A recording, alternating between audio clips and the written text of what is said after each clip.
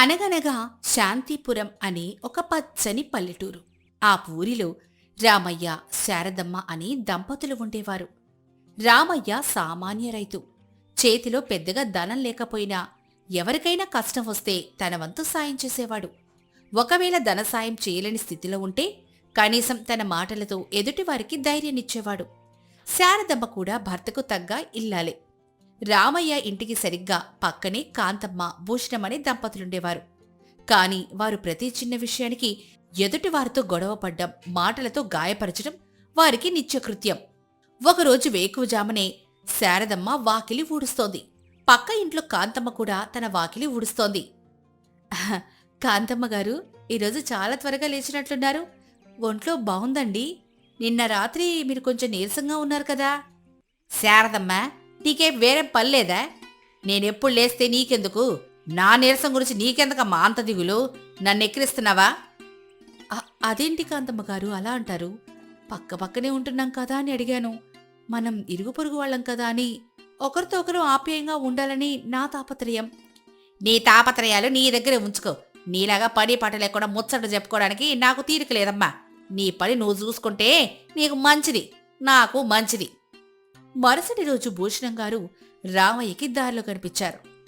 నమస్కారం భూషణం గారు, బాగున్నారా? పొలం వైపు వెళ్తున్నారా? ఈసారి వానలు సమయానికి పడ్డాయి. పంటలు బాగా పండేలా ఉన్నాయి. అదృష్టం మీ వైపు ఉన్నట్లుంది. ఓహో, రామయ్య, నీ స్థాయికి నాకు ఎదురుబడి నిలబడి మాట్లాడుతున్నావా? మీ 2 ఎకరాలకి నీళ్లు కట్టుకోవడమే నీకు చేత కాదు, మళ్ళీ ఊరి పంటల గురించి నువ్వు మాట్లాడుతున్నావా? కాస్త కష్టపడ్డ నేర్చుకోవయ్యా. ఇతరుల పొలం సంపద చూసి కుళ్ళుకోవాల్సిన స్థితి నీకుండదు.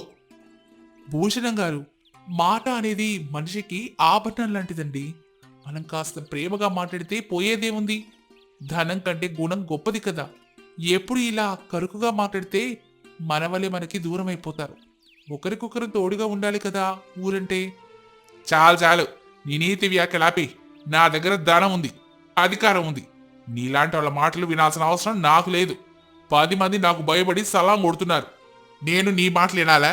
నీతో మాట్లాడితే నా స్థాయి పడిపోతుంది. అలా ఆ దంపతులు ఇద్దరు కూడా ఎప్పుడు ఎదుటివారిని చిన్న చూపు చూస్తూ కఠినంగా మాట్లాడుతూ కాలం గడిపేవారు. ఒకరోజు ఊరిలో రంగయ్య కూతురి పెళ్లి జరిగింది. పేదవాడైన రంగయ్య ఎంతో కష్టపడి కూతురి పెళ్లి చేస్తున్నాడు. ఊరి జనం అందరూ వెళ్లి అభినందిస్తుంటే ఈ దంపతులు మాత్రం అక్కడ కూడా తమ నోటి దురదను ప్రదర్శించారు. చూసావా కాంతమ్మ, ఆ రంగయ్య గడియేశాలు? చేతిలో చెల్లిగవ్వలేదు గాని ఎంత పెద్ద పందిరేశాడు. ఈ పెళ్ళప్పులు తీర్చడానికి వాడు ఇంకో 10 ఏళ్ళు గొడ్డు చాకిరి చెయ్యాలి. ఆడు కూతుర్ని రాజుకిచ్చి పెళ్లి చేస్తున్నట్టు ఖర్చు చేస్తున్నాడు. అవునండి, ఆ అమ్మాయి వేసుకున్న నగలు కూడా నకిలీ నగలాగే ఉన్నాయే. పేదవాళ్ళు పేదవాళ్ళ ఉండాలి గాని ఇలా హంగులు ఆర్భాటాలు దేనికి? ఆ భోజనం చూసారా? చారులో నీళ్లు ఎక్కువయ్యాయి. వడ్డించే వాళ్ళకు కూడా సంస్కారం లేదు.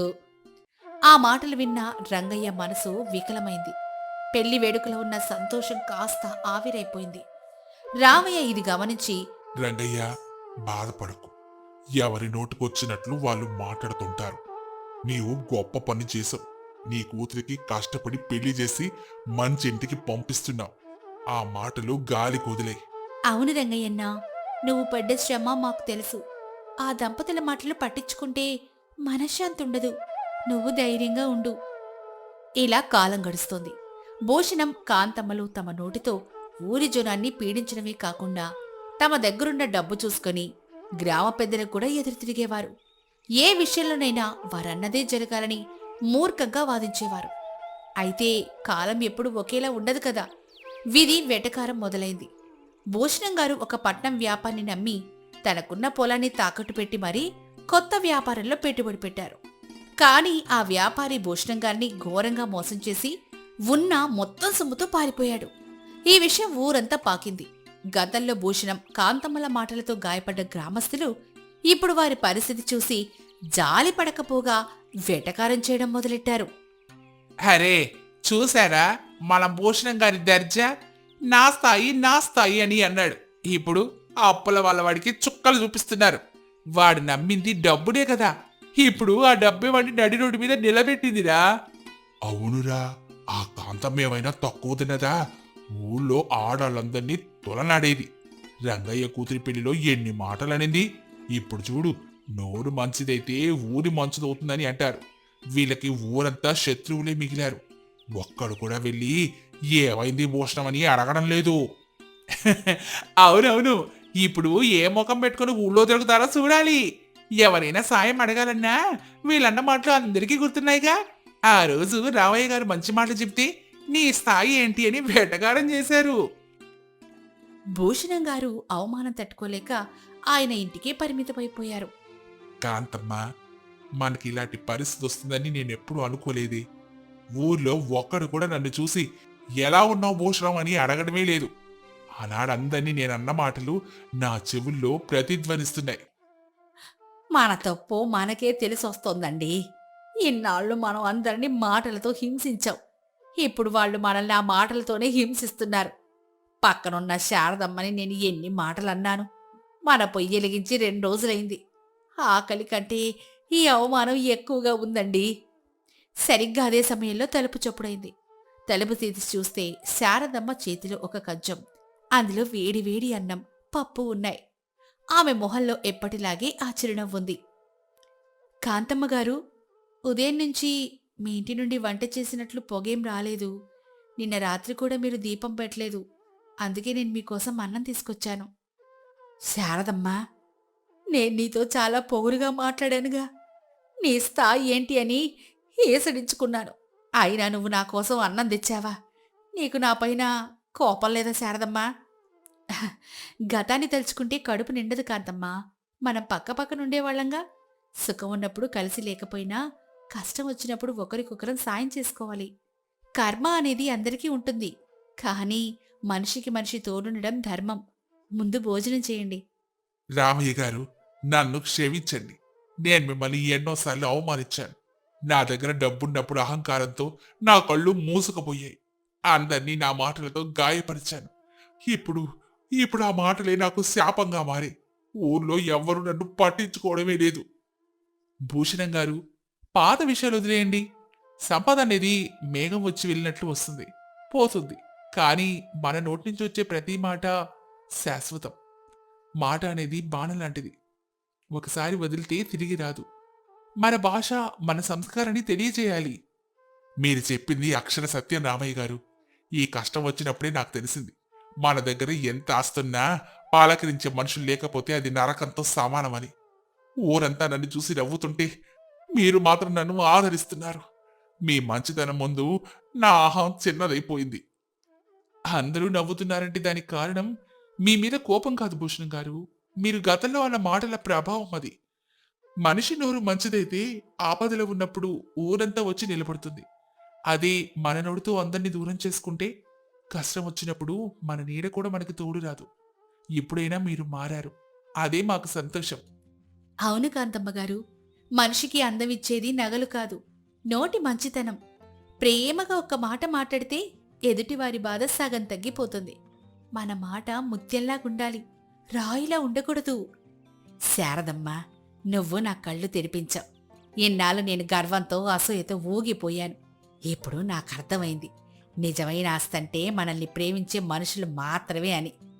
రామయ్య భూషణం గారికి తనకున్న కొద్దిపాటి పొలంలోని పనిచ్చి ఆయన్ని ఆదుకున్నాడు. భూషణం గారు కూడా తన తప్పు తెలుసుకుని అహంకారాన్ని వదిలి కష్టపడి పనిచేయడం మొదలుపెట్టారు. శారదమ్మ గారు, శుభోదయం అండి. మీ ఆరోగ్యం బాగుందా? నిన్న మీరు నీరసంగా ఉన్నారు కదా? ఇప్పుడు బాగున్నా కాంతమ్మా. నీ నోటి నుంచి ఇంత తీయని మాట వింటానని నేను అనుకోలేదు. చాలా సంతోషంగా ఉంది. భూషణం గారు కూడా వీధిలోకొచ్చి ఎదుటిపడిన ప్రతి ఒక్కరిని నమస్కారం అండి, బాగున్నారా అంటూ పలకరించడం మొదలెట్టారు. మొదట్లో గ్రామస్తులు ఆశ్చర్యపోయినా నెమ్మదిగా వాళ్ళని మార్పును గమనించి మళ్ళీ వారితో ఆప్యాయంగా మాట్లాడడం మొదలుపెట్టారు. కొంతకాలానికి భూషణం ఇప్పుడు పూర్తిగా మారాడు. ఎవరికి ఏ ఆపదొచ్చినా ముందుండి సాయం చేస్తూ తన నోటి మంచితనంతోనే అందరి మనసుని గెలుచుకున్నారు. మరి ఈ కథ ద్వారా మనం తెలుసుకున్న నీతేంటో తెలుసా? మనం ఎదుటివారికి ఏమిస్తామో అదే మనకి తిరిగొస్తుంది. కఠినమైన మాటలు శత్రువుల్ని పెంచుతాయి, కానీ తియ్యని మాటలు శత్రువుని కూడా మిత్రుడిగా మారుస్తాయి.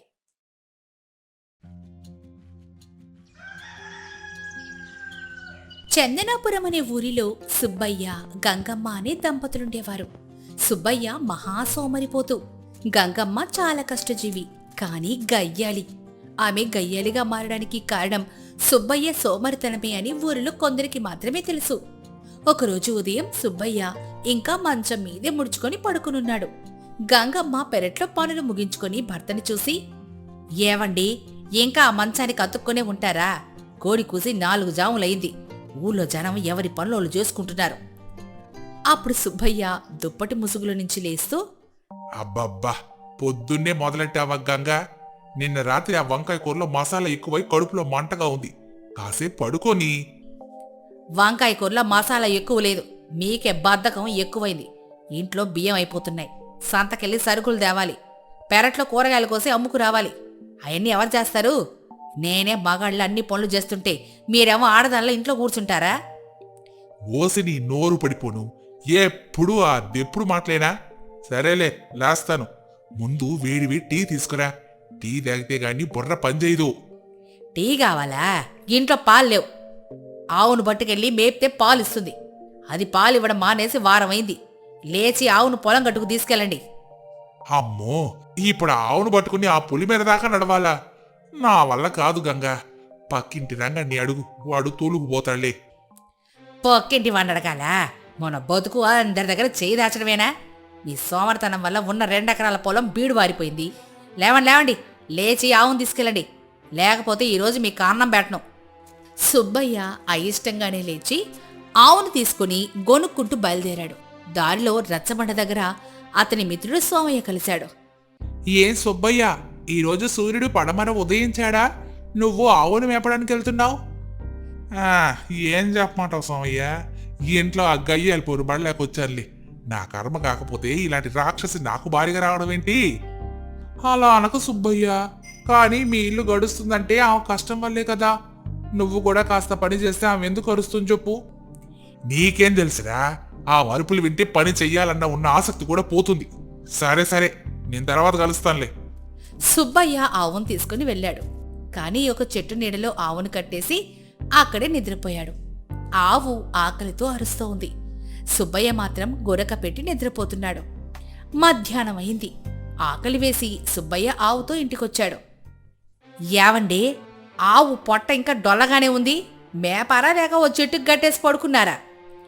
అబ్బే, అదేం లేదు గంగా, బాగా మేసిందే. కానీ ఎండ కదా, నీరసంగా ఉందంతే. అన్నం వడ్డించు, ఆకలేస్తోంది. ముందు చేతులు కడుక్కోండి. మీకు విషయం చెప్పాలి. రేపు మా అన్నయ్య వదిన వస్తున్నారు. ఏంటి? ఎవరు? ఆ భద్రేగాడా? వాడెందుకు వస్తున్నాడు? వాడొస్తే మన ఇంట్లో ఉన్న కాస్త కోస్త సరుకులు కూడా ఖాళీ అయిపోతాయే. వద్దని చెప్పలేకపోయావా? సొంత అన్నయ్యను రావద్దని ఎలా చెప్తానండి? పట్నంలో ఏదో వ్యాపారం మొదలెట్టాడట. మీరు ఆయన ముందు బాధ్యతగా ప్రవర్తించండి. నా పరువు తీయకండి. నా పరువు సంగతి సరే గాని నీ నోరే అదుపులో పెట్టుకోవే. వాడి ముందు నా మీద అరిచావంటే బాగోదు చెప్తున్నా. మరుసటి రోజు భద్రయ్య అతని భార్య కమల వచ్చారు. భద్రయ్య పట్నంలో ఉంటూ దర్జాగా బతుకుతున్నారని గొప్పలు చెప్పుకునే రకం. కమల కూడా నగలు చీరలు ప్రదర్శిస్తూ ఉంటుంది. ఏమా గంగా, ఎలా ఉన్నావు? ఇల్లు చూడు ఎంత పాడుపడిపోయిందో. సున్నం కూడా వేయించలేదా? రెడీ బావగారు, పళ్ళ హడావిల్లో ఉండి సున్నం వేయించలేదు. పనులా? ఏం పనులన్నయ్య గారు? మీ పొలం బీడువారిపోయిందని, గంగమ్మి కష్టపడి ఇల్లు నెట్టుకొస్తుందని విన్నానులేండి. అయ్యో వదినా, అలా ఎవరన్నారో గాని తప్పు. ఆయన చాలా కష్టపడతారు. ఈ మధ్య వానలు లేక పొలం పండలేదంతే. లోపలికి రండి. గంగమ్మ తన భర్తను సమర్థించుకోవడం చూసి సుబ్బయ్య ఆశ్చర్యపోయాడు. ఈ గయ్యాలకి నా మీద ప్రేముందా అని అనుకున్నాడు. భోజనాల సమయం. గంగమ్మ ఉన్నంతలోనే పిండి వంటలు చేసింది. భద్రయ్య తింటూ మాట కలిపాడు. బావగారు, మిమ్మల్ని చూస్తుంటే జాలేస్తుంది. ఇలా పల్లెటూరులో ఈ చిల్లిగా వలేని బతుకు ఎంతకాలం బ్రతుకుతారు? నా దగ్గర ఒక అద్భుతమైన అవకాశం ఉంది. మీరు మీ పొలం అమ్మేయండి. ఆ డబ్బు నాకిస్తే పట్నంలో నా వ్యాపారంలో పెట్టుబడిగా పెడతాను. మీరు కూడా పట్నం వచ్చి మాతో ఉండొచ్చు. ఏ పని చెయ్యక్కర్లేదు. కాలు మీద కాలు వేసుకొని కూర్చోవచ్చు. నిజమా బావగారు? పని చేయకుండా డబ్బు వస్తుందా? అయితే వెంటనే అమ్మేద్దాం. ఏం మాట్లాడుతున్నారు? ఉన్న 2 ఎకరాల పొలం అమ్మేస్తే రేపు మనకు దిక్కెవరయ్యా? అన్నయ్య, వ్యాపారంలో లాభం వస్తుందో నష్టం వస్తుందో ఎవరికి తెలుసు? భూమిని నమ్ముకుంటే కనీసం గంజైనా దొరుకుతుంది. భూమిని అమ్మడానికి నేను ఒప్పుకోను. గంగా, నువ్వు అమాయకురాలివమ్మా. ఈ రోజుల్లో వ్యవసాయం దండగా. కనీసం డబ్బుంటే వడ్డీతోనే బతుకొచ్చు. అవును గంగా, బావగారు చెప్పింది నిజం. నా వల్ల ఈ చాకరీ కావడం లేదు. అమ్మేద్దాం. నోరు ముయ్యండి. మీరా చాకిరి చేసేది, మీరు మంచం మీద దొల్లడం తప్ప ఇంకేం చేస్తారు? ఈ పొలం అమ్మితే మనం రోడ్డున పడతాం. అన్నయ్య, నీ వ్యాపారంలో మాకు బాగా సమయం వద్దు. చూసారా అండి దాని పొగరు? గయ్యాలి అని దీన్ని ఊరికి అనలేదు. నిజమే కమలా, ఇలాంటి వాళ్లకు సాయం చేయడం మన తప్పు. ఆ బావగారు, మీ భార్య మాట వింటే మీరెప్పటికీ బాగుపడరు. ఆమె గయ్యాలి. మగాడివి అనిపించుకోవాలంటే ఆ పొలం పత్రాలు తెచ్చి నా చేతిలో పెట్టండి. సుబ్బయ్యకి ఆ మాటకి పౌరుషం వచ్చింది. భార్య మీద కోపం, బావమరిది చూపించిన ఆశ అతన్ని కదిలించేశాయి. గంగా, పత్రాలు ఎక్కడున్నాయో చెప్పు. ఆ పొలం నాది. నా ఇష్టం వచ్చినట్టు చేస్తాను. ఆ పొలము మీదే కావచ్చు, కాని బతుకు మనిద్దరిది. నేను పత్రాలు ఇవ్వను. నన్నే ఎదిరిస్తావా? నీ అంతు చూస్తాను. సుబ్బయ్య గంగమ్మ మీద చెయ్యెత్తబోయాడు. కాని గంగమ్మ కళ్ళలోని ఆవేదన, ఆమె కష్టపడి తీరు గుర్తొచ్చి ఆగిపోయాడు. భద్రయ్య, కమల మాత్రం కొట్టుదని కొట్టు, అప్పుడే అది మన దారికొస్తుంది అని రెచ్చగొట్టారు. అంతలోనే గంగమ్మ కళ్ళు తిరిగి కింద పడిపోయింది. భయంతో సుబ్బయ్య, గంగా, ఒసి గంగా, ఏమైందే? అది నాటకాలాడుతోందండి. పత్రాలు ఇవ్వకూడదని ఇవన్నీ వేషాలు. గంగకు ఇలా ఎప్పుడు జరగలేదు. ఒళ్ళు కాలిపోతోంది. బావగారు, గుర్రం బండి తీయండి, ఆసుపత్రికి తీసుకెళ్దాం. వద్దొద్దు, ఇది మామూలు సమస్యలమే. నీళ్లు జల్లితే లేసేస్తుంది. మాకు సమయం అవుతుంది, మేము వెళ్తాం. ఏంటి బావగారు, సొంత జల్లీలు ప్రాణాపాయంలో ఉంటే వదిలేసి వెళ్తారా? మీ వ్యాపారం కోసం నా పొలం కావాలి, కానీ నా భార్య ప్రాణం మీకు ముఖ్యం కాదా? వ్యాపారం వేరు, బంధుత్వం వేరు సుబ్బయ్య. మాకు పట్టణంలో చాలా ముఖ్యమైన పనుంది. నువ్వేదో ఒక ఎడ్ల బండి మీద తీసుకెళ్ళు. భద్రయ్య, కమల నిర్దాక్షిణ్యంగా అక్కడి నుంచి వెళ్ళిపోయారు. సుబ్బయ్యకు అప్పుడు అర్థమైంది, డబ్బు కోసం వచ్చే చుట్టాలు కష్టం వస్తే నిలబడరు అని. సుబ్బయ్య పరుగు పరుగునెళ్ళి ఊరి వైద్యుణ్ణి తీసుకొచ్చాడు. వైద్యుడు పరీక్షించి, సుబ్బయ్య, గంగమ్మకు తీవ్రమైన రక్తపోటుంది. దానికి తోడు సరైన తిండి లేకపోవడం వల్ల బలహీనపడింది. ఇన్నాళ్ళు ఆమె ఒంట్లో ఓపిక లేకపోయినా మొండిగా పనిచేసింది. ఇప్పుడు ఆమెకు కనీసం 1 నెల రోజులు పూర్తిగా విశ్రాంతి కావాలి. ఏ పని చేయకూడదు. మందులు కూడా వాడాలి. మంచి పోషకాహారం ఇవ్వాలి. ఇన్నాళ్లు తన్ను పోషించిన భార్య ఇప్పుడు నిస్సహాయంగా పడుకుండడం చూసి సుబ్బయ్య కళ్ళల్లో నీళ్లు తిరిగాయి. భార్యకు మందులు కొనాలి, నేను మారాలి, లేకపోతే నా భార్య దక్కదు అని గట్టిగా నిర్ణయించుకున్నాడు. మరుసటి రోజు గంగమ్మ కళ్ళు తెరిచేసరికి సుబ్బయ్య చేతిలో గంజి గ్లాస్తో నిలబడున్నాడు. ఏమండి, మీరా? ఇంత పొద్దున్నే లేచారా? లేచాను గంగా. ఇన్నాళ్ళు నిద్రపోయానుగా, ఇప్పుడే మెలకు వచ్చింది. ఇదిగో ఈ గంజి తాగు. డాక్టర్ గారు విశ్రాంతి తీసుకోమన్నారు. నువ్వు కాలు కింద పెట్టడానికే వీల్లేదు. అయ్యో, పనులు ఎవరు చేస్తారండి? అవును, మేపాలి, వంట చెయ్యాలి. అవన్నీ నేను చేస్తానే. నువ్వు చేసినంత బాగా చేయలేకపోవచ్చు గాని ప్రయత్నిస్తానులే. నువ్వు ధైర్యంగా ఉండు. సుబ్బయ్య ఆవును తీసుకుని పొలానికి వెళ్ళాడు. ఎండనక వాననక పొలంలో కష్టపడ్డాడు. పక్క పొలం రైతు సోమయ్య సుబ్బయ్యను చూసి ఆశ్చర్యపోయాడు. సుబ్బయ్య, ఇది కల కాదు కదా? నువ్వు పొలంలో పని చేస్తున్నావా? సోమయ్య, కష్టం విలువ తెలిసింది. నా భార్య మంచం మీదుంది. ఆమెను బతించుకోవాలంటే ఈ భూమే నాకు దిక్కు. కొంచెం విత్తనాలు అప్పుగా ఇస్తావా? పంట పండాక తీరుస్తాను. తప్పకుండా సుబ్బయ్య. మారిన మనిషికి సాయం చేయడం నా ధర్మం. నీ కష్టం చూస్తుంటే ముచ్చటేస్తోంది. సోమయ్య సాయంతో సుబ్బయ్య విత్తనాలు చల్లాడు. రోజు ఆవు పాలు పితికి ఊర్లో అమ్మి ఆ డబ్బుతో గంగమ్మకు మందులు పండ్లు తెచ్చేవాడు. ఇంటికొచ్చి వంట చేసి గంగమ్మకు తినిపించేవాడు. 1 నెల గడిచింది. గంగమ్మ ఆరోగ్యం కుదుటపడింది. గంగమ్మ సుబ్బయ్యకి ఎదిరెళ్ళి నీళ్ళివ్వడానికి ప్రయత్నించింది. వద్దు గంగా, నువ్వు కూర్చో, నేను తీసుకుంటానుగా. చూడు, మన పొలంలో మొలకలొచ్చాయి. పచ్చగా కలకల్లాడుతోంది. మన కష్టాలు త్వరలోనే తీరిపోతాయి గంగా. ఏమండి, మిమ్మల్ని చూస్తుంటే చాలా గర్వంగా ఉంది. ఒకప్పుడు మిమ్మల్ని సోవరిపోతని తిట్టాను, కానీ ఇప్పుడు మీలో ఒక బాధ్యత గల భర్త కనిపిస్తున్నాడు. నన్ను క్షమించండి. నువ్వు క్షమించమని అడగకూడదు గంగా. నేను నీకు రుణపడున్నాను. నీ అరుపులే నన్ను నిద్ర లేపాయి. ఆ రోజు నువ్వు పొలం అమ్మడానికి ఒప్పుకోకపోవడం వల్లే కదా ఈ రోజు మనకి ఈ ఆధారం మిగిలింది. ఆ భద్రయ్య గారి మాట నమ్ముంటే ఈ పాటికి రోడ్డు మీద ఉండేవాళ్ళం. మరో 2 నెలలు గడిచాయి. సుబ్బయ్య పొలంలో బంగారం లాంటి పంట పండింది. సోమరి సుబ్బయ్య ఇప్పుడు పనివంతుడు సుబ్బయ్య అయ్యాడు. పంటమ్మి సుబ్బయ్య చేతి నిండా డబ్బులతో ఇంటికొచ్చాడు. గంగా, ఇదిగోనే మన కష్టం ఫలితం, తీసుకో. నాకేం వద్దండి, మీరు సంతోషంగా ఉంటే చాలు. కానీ ఒక్క మాట, ఇకపై మళ్ళీ పాత సుబ్బయ్యలా మారరు కదా. నీకు ఆ భయమే వద్దు గంగా. కష్టపడితే వచ్చే సుఖం నిద్రపోతే రాదని తెలిసిందిగా. ఈ చెమట చుక్కల్లో ఉన్న తృప్తిని నేను వదిలితే వదులుకోను. ఇలా ఉండగా ఒకరోజు భద్రయ్య మళ్ళీ వచ్చాడు. అతని ముఖం వాడిపోయింది. బావగారు, గంగా నన్ను కాపాడండమ్మా. ఏమైంది బావగారు? నా వ్యాపార భాగస్వాములు నన్ను మోసం చేశారు. ఉన్న డబ్బంతా పోయింది. పొలం, ఇల్లు అన్ని అప్పుల వల్ల లాక్కెళ్లారు. ఇప్పుడు మీరే నన్ను ఆదుకోవాలి. అన్నయ్య, ఆ రోజు మాకు కష్టం వస్తే వదిలేసెళ్ళావు. పొలం అమ్మించి మమ్మల్ని వీధిన పడేయాలని చూసావు. ఇప్పుడు ఏ ముఖం పెట్టుకొని వచ్చావు? గంగా, పాత విషయాలు తవ్వుకోవద్దు. బావగారు, మీరు చేసిన పనికి నేను మిమ్మల్ని గెంటేయచ్చు. కానీ ఆకలి విలువ నాకు తెలిసింది, కష్టం విలువ తెలిసింది. మీరు మా ఇంట్లో ఉండొచ్చు, కానీ ఒక షరతు. ఏంటది బావగారు? ఏం చెప్పినా చేస్తాను. ఇక్కడ ఉచితంగా తిని కూర్చోవడం కుదరదు బావగారు.